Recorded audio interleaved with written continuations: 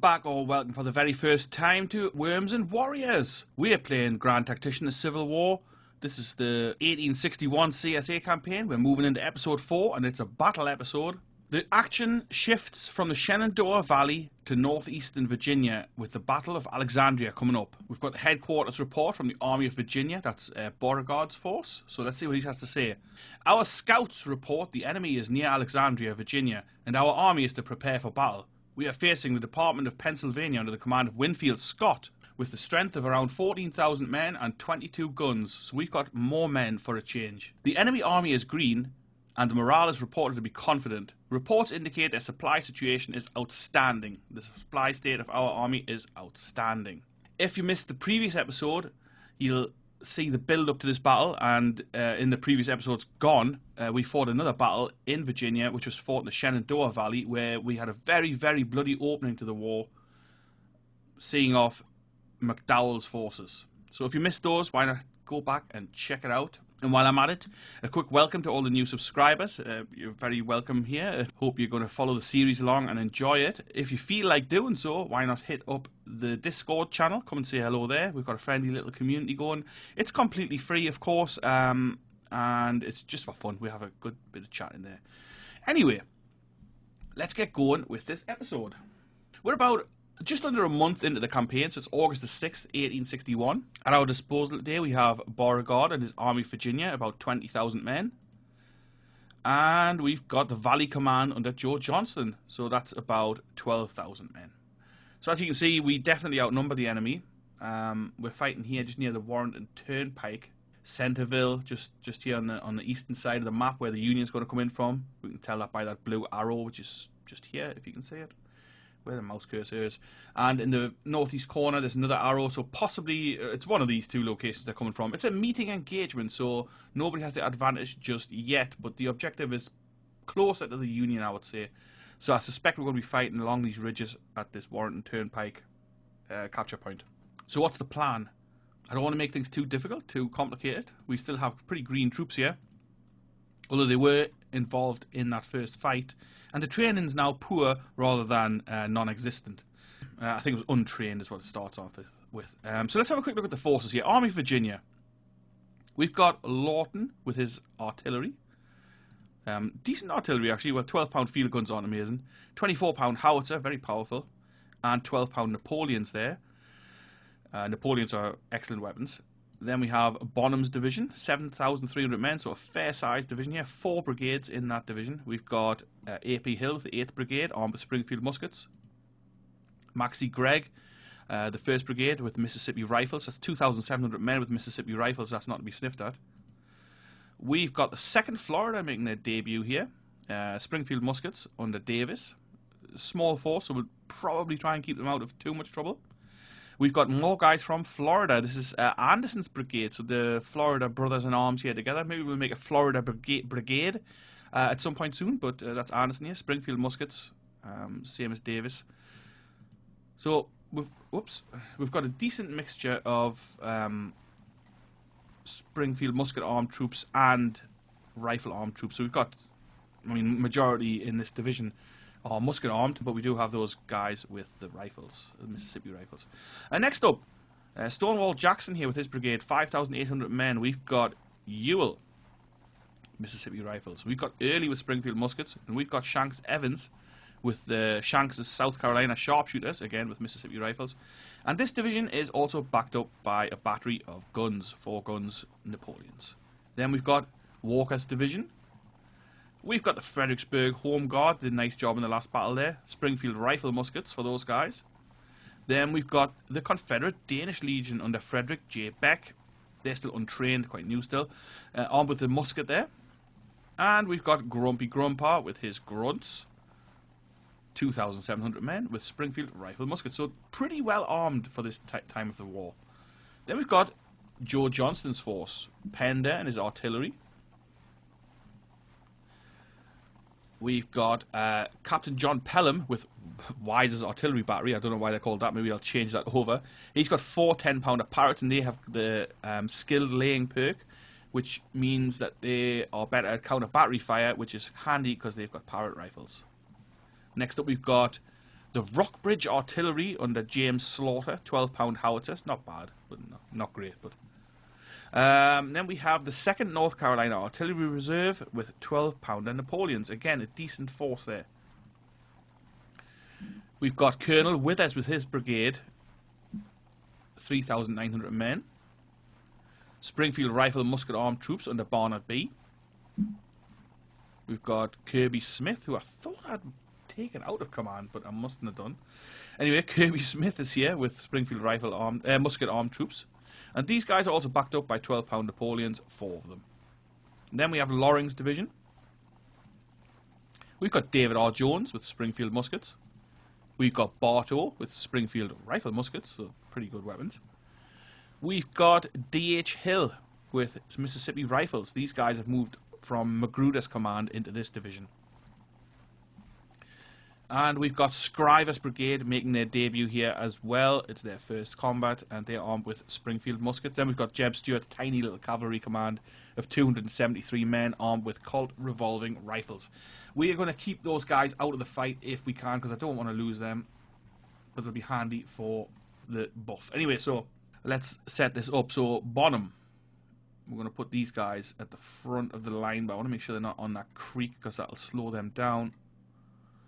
We want to be on this road, but actually the road is it's got fence on either side. That's going to really mess up this movement, I'm assuming.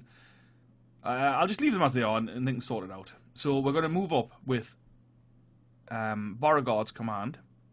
We're going to move up with Beauregard's command straight up this road here.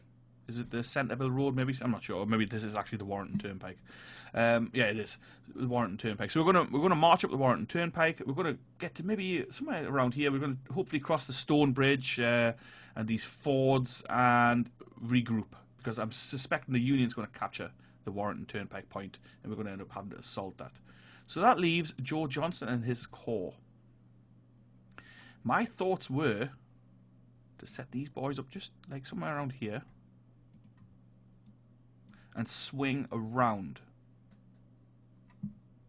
So swing around, come across Ball's Ford.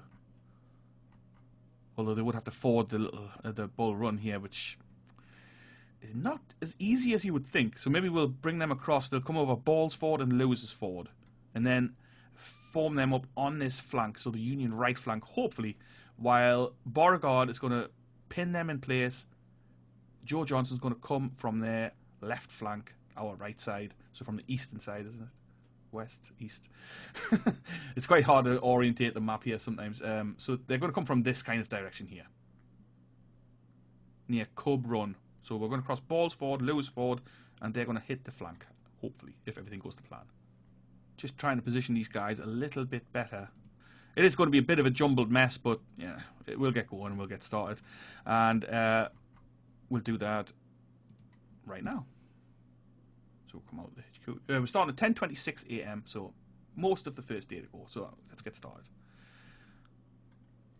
So we are going to advance to kind of just here. I don't want to go over the Bull Run just yet, just in case the enemy is set up there. So we can see the pathfinding here. They're going along various roads to hopefully not clog them too much.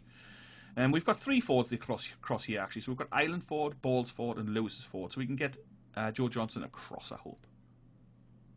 I'm just going to speed this up, and I'll cut back in when something happens. It's Bonham's division arriving already.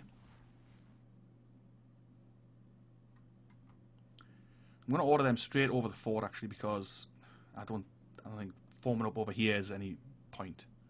So if the Union do form up here, it's going to be difficult to get artillery fire going on it. Quite a lot of tree cover, not much in the way of hills for us to take post on, and the artillery action is not very realistic in this game, I think. I mean, not that I'm an artillery expert, but it just doesn't seem very realistic to me. Get Jackson up over the river as well.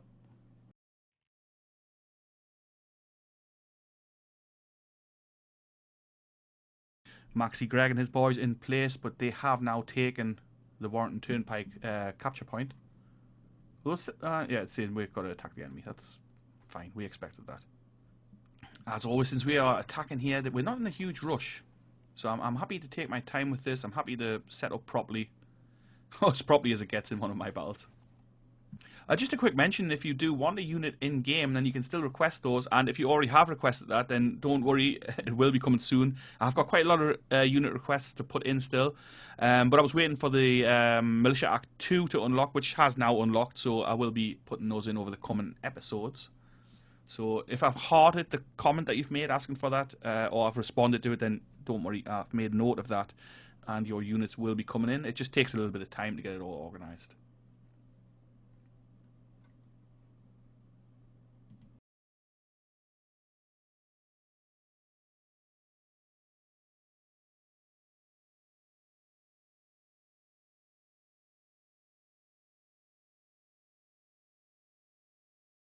We've spotted the first lot of Union troops here, set up defensively as you would expect. They do have guns out in the front also, so we will have to be careful here. I know we do have the numbers on the Union, but it's never taken for granted in this game.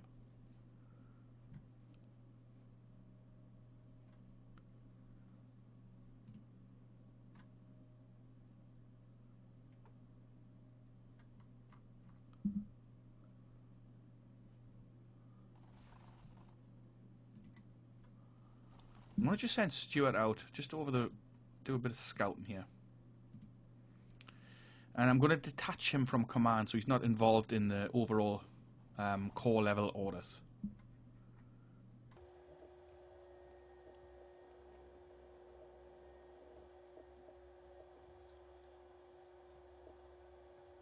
So we're a couple of hours into the battle here, but it's almost 1300 hours. Time moves quite quickly. It takes a long time to get anything done in this game. It's one of the things that I actually really love about this game, that everything takes ages. It gives it quite an immersive, realistic sort of feel. So we can see Sumner there on their left flank. Can't quite make out who else is. Beatty maybe? Beatty's brigade. They're quite bunched up there.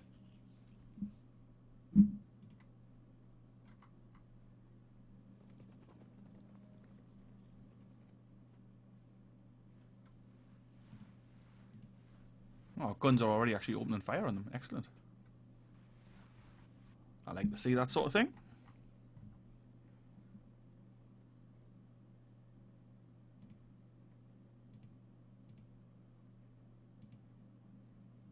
They've got a little bit of cover here from these fences, but it's their guns I'm mostly worried about, to be fair. Artillery can cause huge casualties at close range. If we can disperse some of them with skirmishers, that would be awesome, of course. What's going on here? Ewell's boys are kind of stuck on the fence. Give them an order to move. See if that fixes it. I'm going to start swarming out some skirmishers.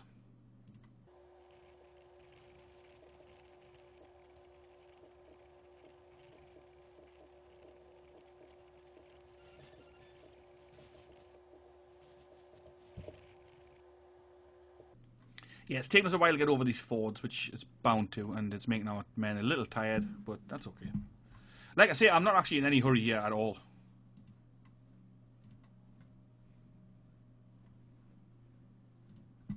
So our skirmishers taking a bit of fire there from their artillery. If we can clear some of these guns away, that would be great. If we can't, we can't.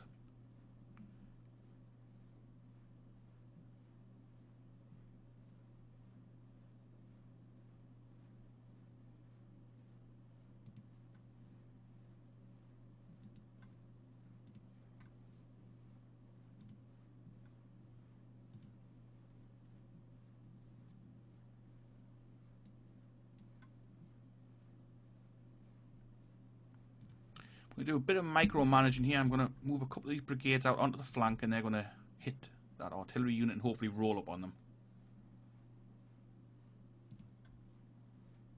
Joe Johnson getting in place here. D.H. Hill just crossing the ford with his brigade.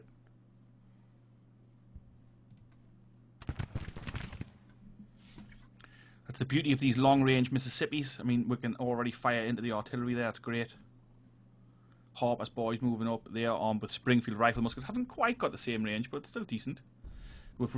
There's a response from the Union here, so they are moving. I think they've probably seen our flanking troops getting in position and are worried about that.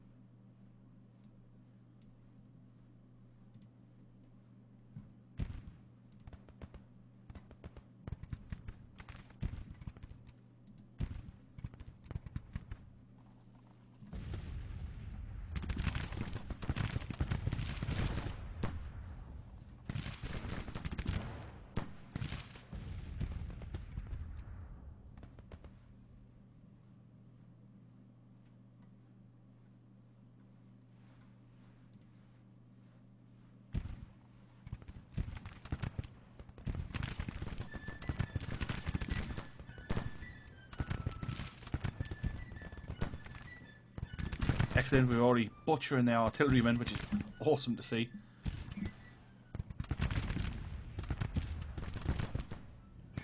Even if they take them back up with infantry, they're still not going to be as good as, obviously, trained artillerymen.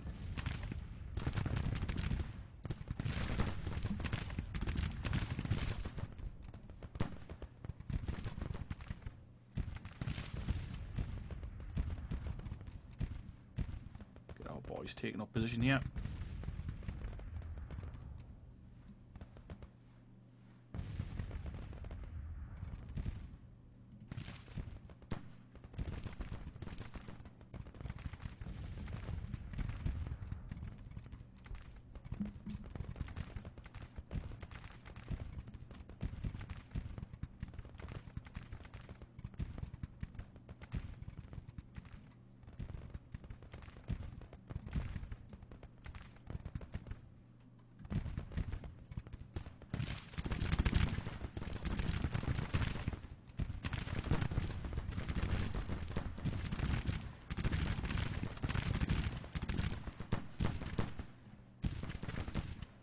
Grumpy's men are engaged.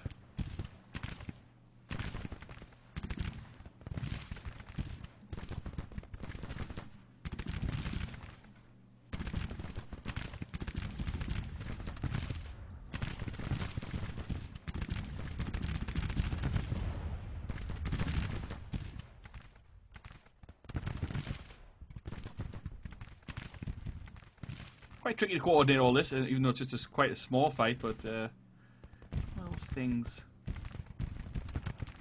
Gotta keep an eye on everything.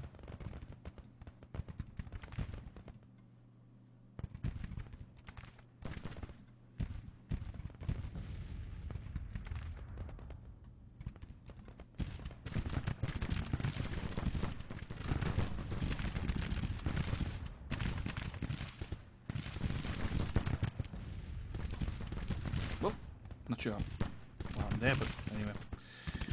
That is the skirmishers from the Fredericksburg Home Guard broken. They did have 32 casualties, so it's understandable.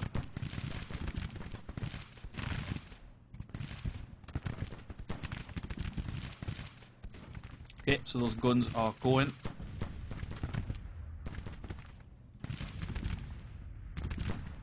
Okay, you will skirmish us forward.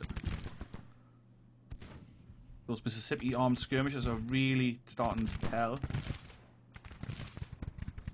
Causing trouble for the Union, because the range on those is awesome, like I say.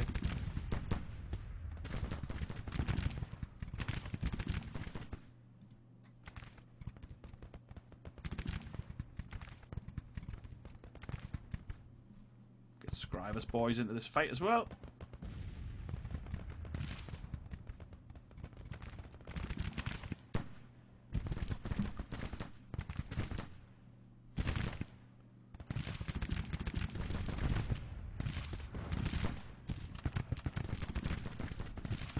Get a detachment out from Beck to pick up those guns.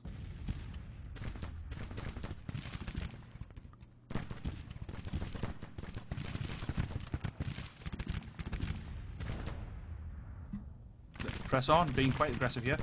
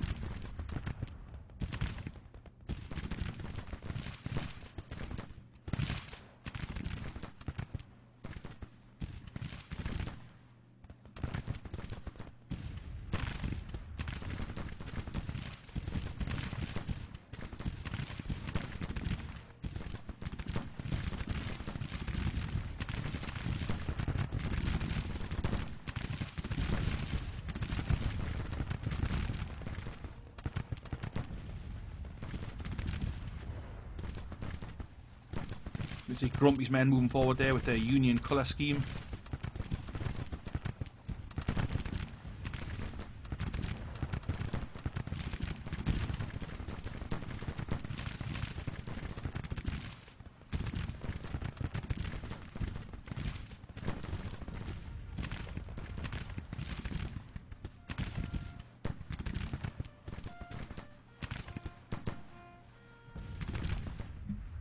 Close range artillery fire on the go now from the 1st North Carolina Artillery Reserve blasting in here.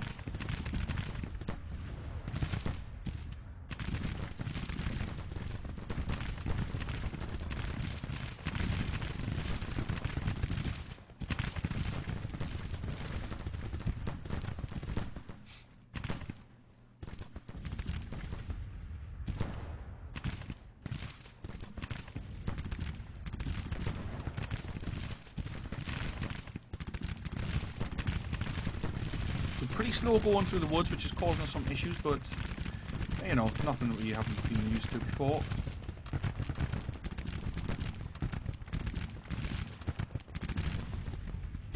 Get Anderson and his Floridians in there.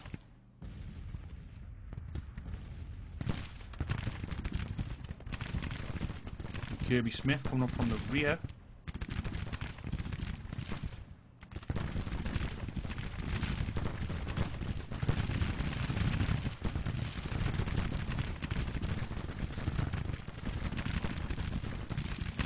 Evans joining his fire to Ewell's skirmishers.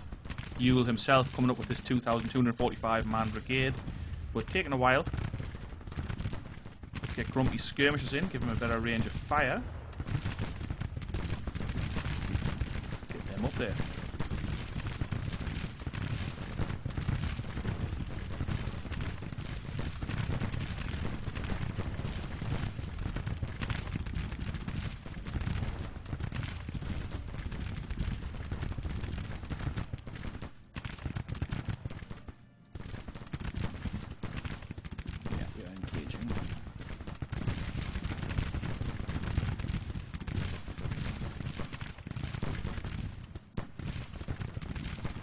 Danish Legion moving up onto this fence on the flank, and the detachment's just about to pick those guns up as well.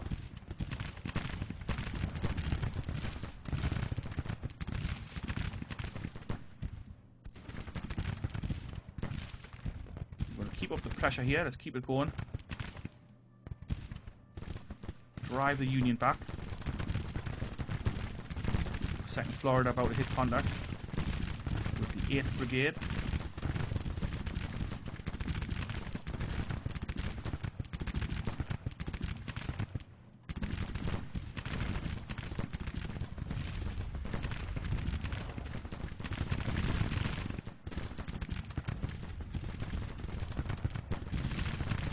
£24 house, which is picked up there. Nice.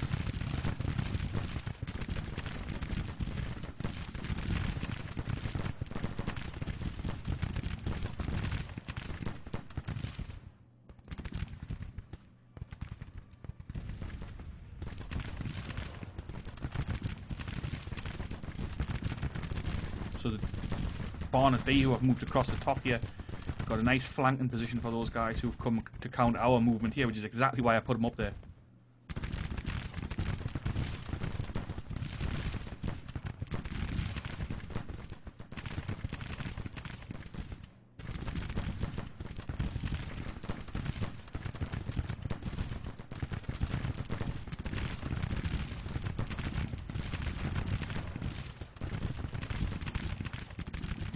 What Beck's doing here, but nothing good.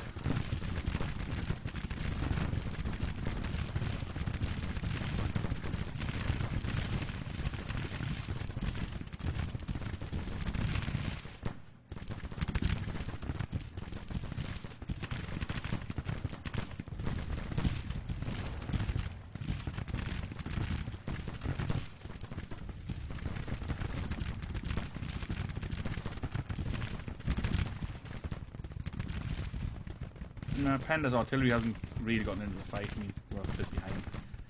Could have probably moved them up sooner.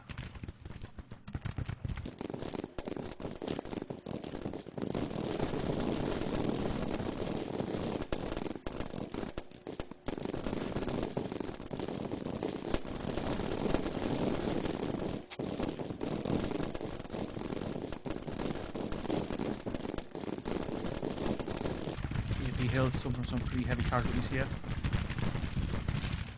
Pull him back. Davis and his Viridians to plug that gap.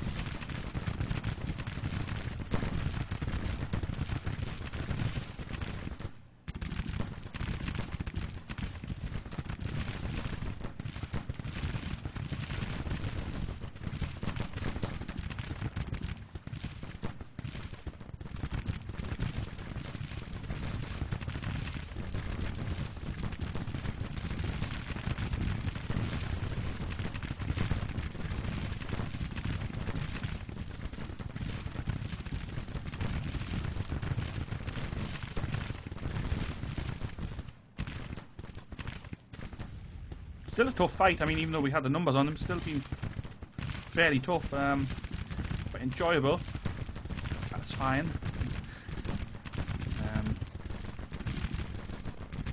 Losing quite a lot of men again. It's. I think all the Union troops are armed with rifles, which is a bit of a problem for us. Grumpy up onto this flank.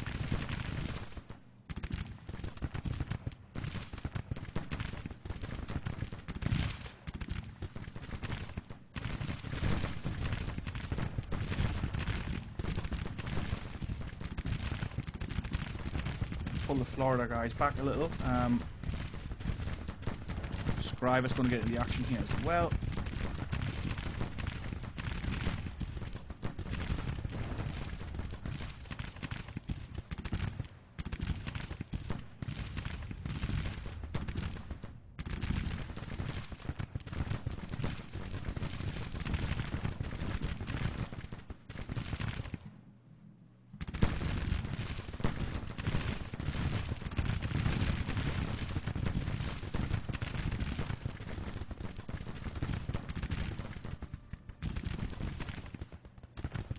It's important to maintain the pressure on the enemy and rotate your troops out. I think that's something I'm learning, even though I've been playing this for God knows how long. It's like you've got to pull your troops back when you need to pull them back. As much as you don't want to retreat, of course, but sometimes you just have to.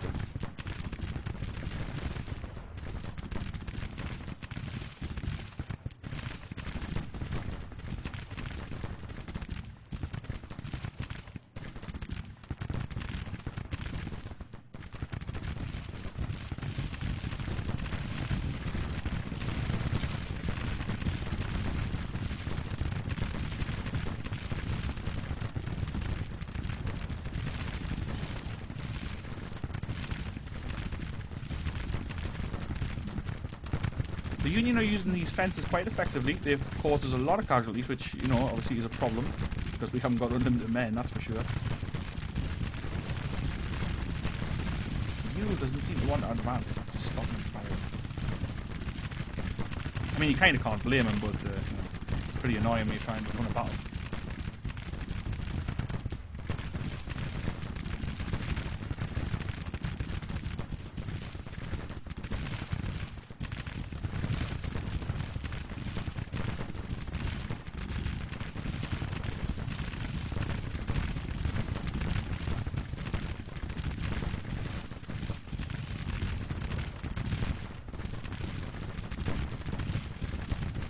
Danish Legion is taking lots of casualties, but they have broken those guys. Excellent.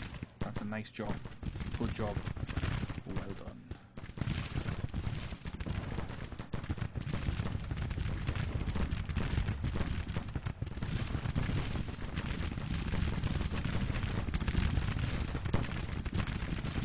Ooh, Scribers boys are suffering here.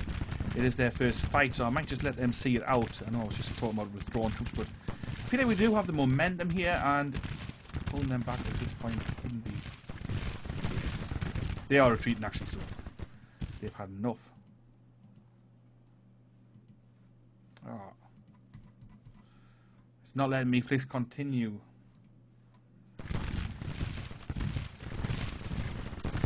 Another bug in this game? It can't be. Anyway, we're going to have this on the middle of the screen now. Excellent. Just what you need.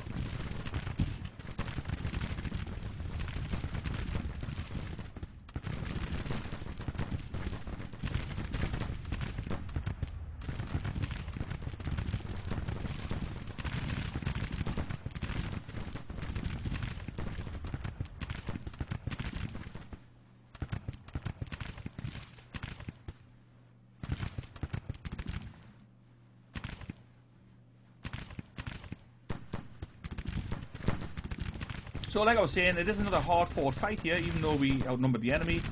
It's, you know, where the hell's he going?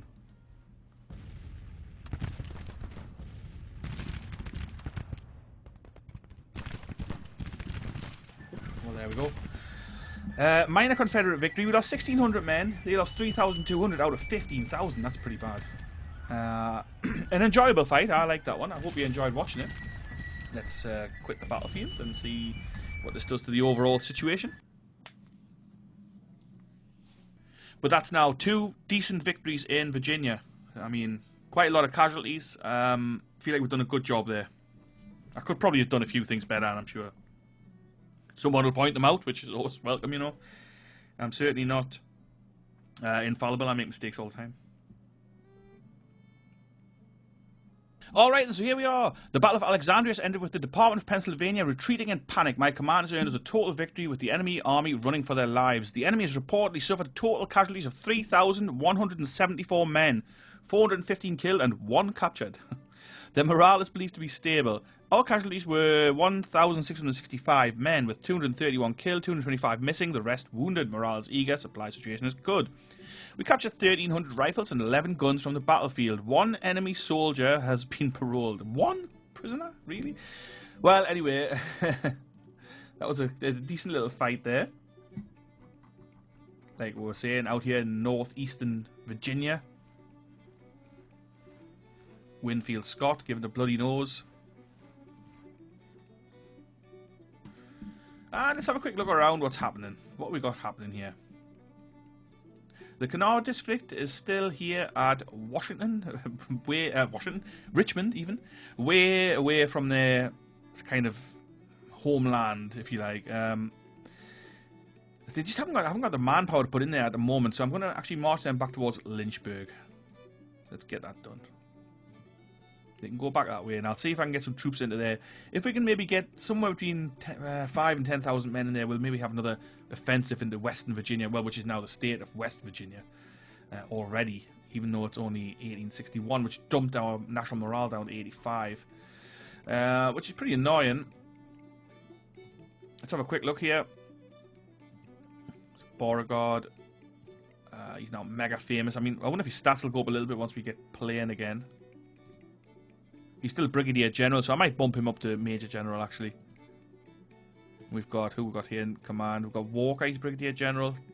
Jackson, Brigadier General. Bonham, Brigadier General. Lawton, Brigadier General as well. I thought we had some colonels still in charge, and maybe that was in the Valley Command. I mean, I never mind a colonel in charge of a brigade. It did happen frequently. Joseph Johnson, yeah, he's a Brigadier General as well. Stats looking alright, except for initiative. Loring, he's also Brigadier General. Withers, he's a colonel. So his leadership's gone up to 3. He's looking pretty decent, actually, Withers. If I bump him to colonel, I suspect he's Brigadier General. I suspect he's going to lose some of the stats, which it's one of those systems I really hate in this game, actually. But it sort of reflects, I suppose, him getting used to a higher level of command. But he's in the same place. So he's the same guy, the same command. He's just a rank higher. Let's try it. Well, it hasn't yet, but I bet when we go back on him, it will. Pender, Colonel. Oh, he's famous as well. Even though he's only got 1 in fame, you would think that would fire up when they get this little fame badge, but it doesn't. Stewart, he's a colonel, but again, he's only in charge of 200 men.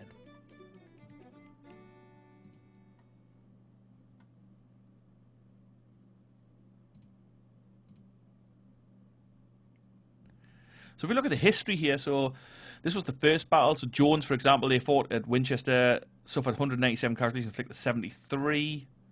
It doesn't tell us for Alexandria. Maybe they didn't engage there, or hardly killed anybody, maybe. So Bartow, they suffered 401 at that first battle, inflicted 227. So it was very heavy casualties that first battle, but at least we won it. Battle of Alexandria, they inflicted 77 casualties. Hill inflicted 76 there. Barnard B, 83 casualties inflicted.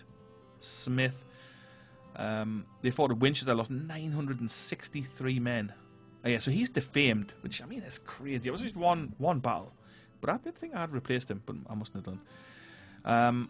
So he's defamed, which is annoying, but I think he did okay in this last battle there. He lost 172 men, inflicted 301. Yeah, the guns didn't really engage there. Stewart, again, he didn't really engage either. At Winchester, they suffered 101 casualties, but they did inflict some because they charged guns, and, I mean, I don't know why it doesn't say how many. Let's have a quick look through the Army of Virginia, since we're at it. Harper's Boys, so this is the Fredericksburg Home Guard. 566 casualties at Winchester, 683 inflicted.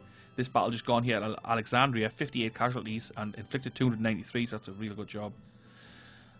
Beck, the Danish Legion, they did some hard fighting there. So let's look at Winchester. They lost 201 and inflicted 29. This one, 268 casualties and inflicted 234. So they've had some hard going. Doesn't have the arm with the muskets. We'll have a look at the weapons in a minute because we did capture some. Grumpy. Take a quick look at their history. So they again fought at Winchester, suffered 195 casualties. They fought at Alexandria, suffered 126. And inflicted 334. So just put that in perspective. So within the space of like less than a month, they lost like 300 odd men. Beck's guys, they lost almost 500 men. So that's crazy numbers really for casualties. Jackson's division, let's have a look at Ewell. 41 casualties suffered in the Battle of Winchester, 173 inflicted. Battle just gone there, they inflicted 283. They did a pretty good job. It was mostly a skirmishes, I think. Early did good at Winchester, didn't really engage there at Alexandria. Evans, these were crazy at Winchester. They suffered 214 and inflicted 1,640 on the enemy. Just gone here, they inflicted 129, so they've done a real nice job. They started with the perk, Zouave. So he's still he's looking pretty good as well. Actually, his fame's not great, but he's looking quite good. So let's promote him up to Brigadier General. Yeah, see that? Do you see the drop? Like I don't think that's right. It's pure bollocks. Jackson, he's looking good as well. His stats. Bonham looking decent. AP Hills, guys. Winchester, they suffered 443, inflicted 160. This one's gone 223 and inflicted 51. So again, like high casualties. And these are guys armed with the muskets, so that you've got to get them closer in, and they suffer a hell of a lot of casualties when you do that. Maxie Gregg's boys. Winchester, 227 casualties, and then they inflicted 1,135, and these guys are armed with the Mississippi rifle, which is really quite handy, which is why I'm going to unlock the legacy rifles, because I want Mississippi rifles for at least one brigade per division, if I can do it. Just here, Alexandria, 163 inflicted. Davis, these guys, that was their first fight. I mean, his stats aren't great, but he will get better. So the 2nd Florida, 131 casualties suffered, 109 inflicted.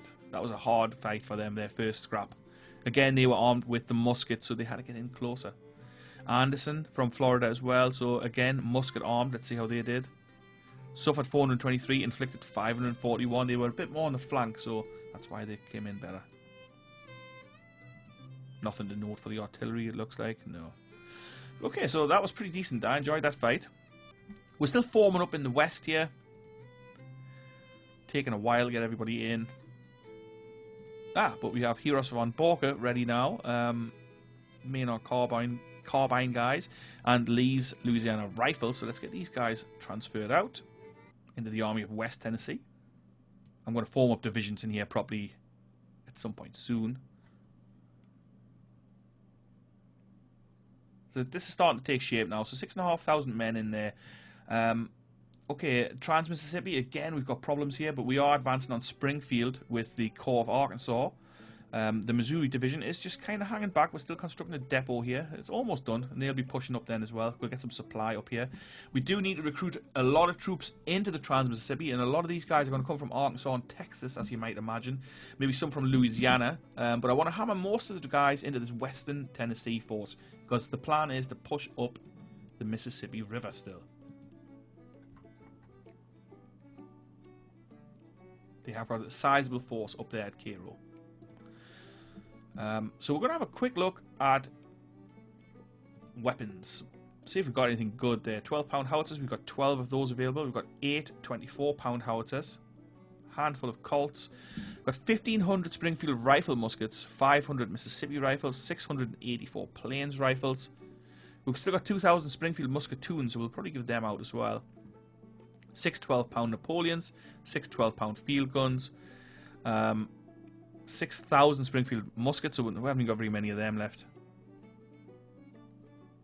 And 28 6-pounder field guns. So there's not much happening here. We haven't got much in the way of artillery. We can't really order any artillery other than the howitzers, which I might actually... I'm going to order 16 24-pound howitzers, so that's going to bump them numbers up nicely. They're going to take 103 days, though. And it costs $500,000.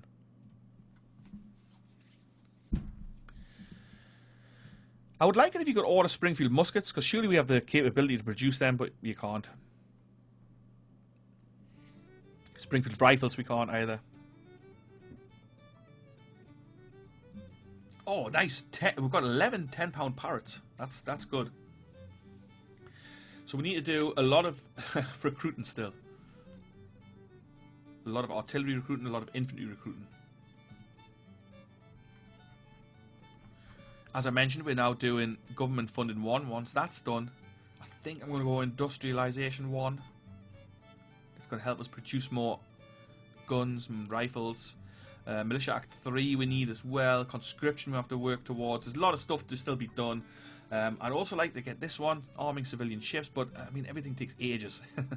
But maybe we'll open this up and diplomacy 1 maybe. I always like the idea of getting foreign intervention, but I've never managed it, and I think it's a difficult one.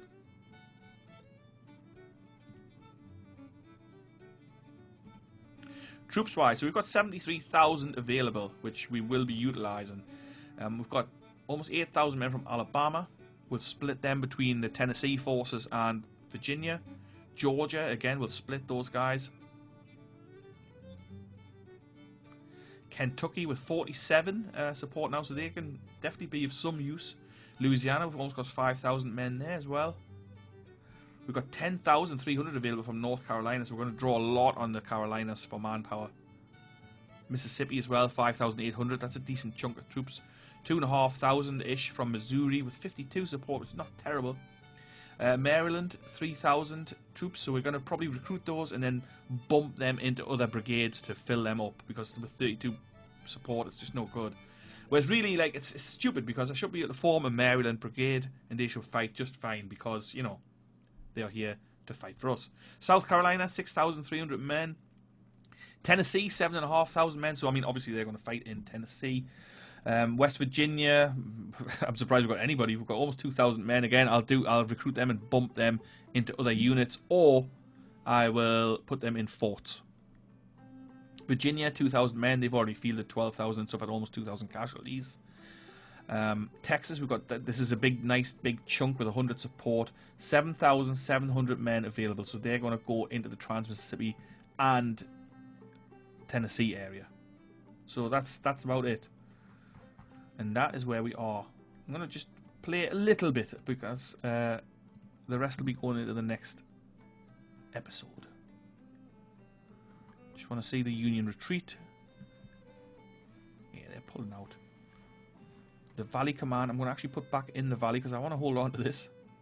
I really only moved them across to get some supply, but they managed to take part in this battle, which was awesome.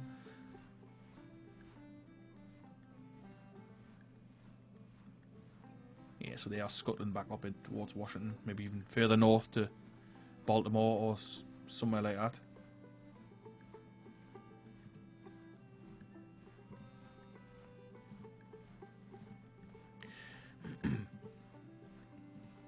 I think the time's come to promote Beauregard, but let's see what that does to his stats. I hope it doesn't wreck them. Well, hasn't told us what they've done, but I'm sure they've done something. Harper's looking good now as well. He's gone up a bit. He's got 2 stars in initiative and leadership now. Ewell, yeah, decent. Beck, still 1 star and everything. I think that's stupid. I mean, this is not how I set him up, but that's how they come through. Same with Grumpa.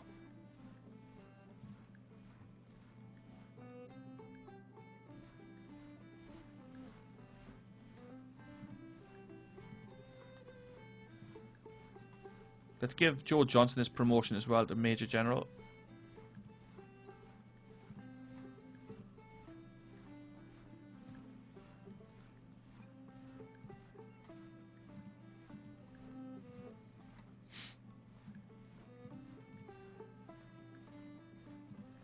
I mean, it really shouldn't affect their stats at all, I don't think. It hasn't really affected his, so that's alright.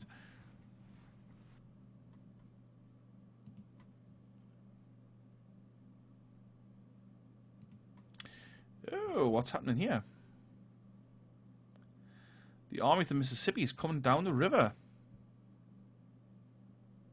Just magicked themselves past our flotilla there, which is pretty annoying.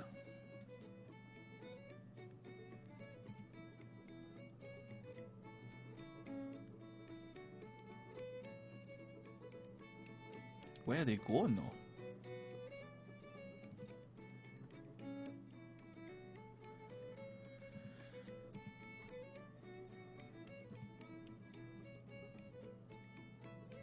Alright, so we've got the Union on the move down the river.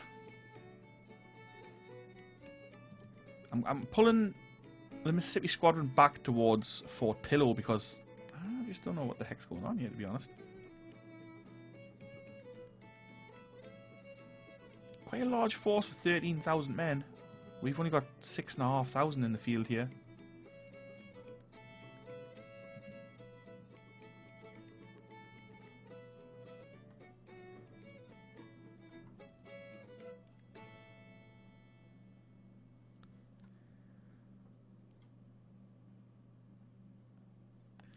Half toying with the idea of moving Albert City Johnson across to Cairo, but he's only got 1,500 men. It would just be like an annoyance for them, I guess. They'd have to swat it away, but maybe we'll do that. Anyway, the